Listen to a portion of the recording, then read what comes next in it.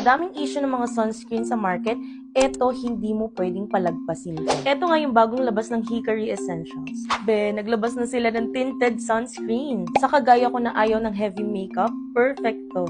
Tingnan niyo yung packaging niya guys. Napaka-cute. And hindi ka mamomblema dito dahil hindi siya nagli-leak.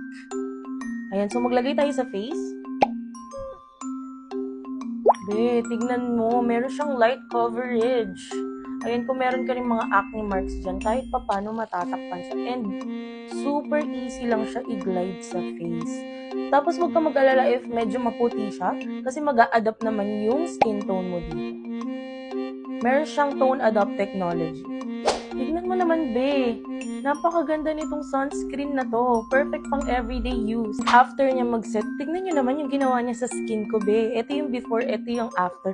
Para siyang naka-filter. Ayan, instant filter yan. So, ayan, nilagyan na natin lahat ng face natin. Actually, pwede din to, guys, if gusto niyo siya gawing base pang makeup.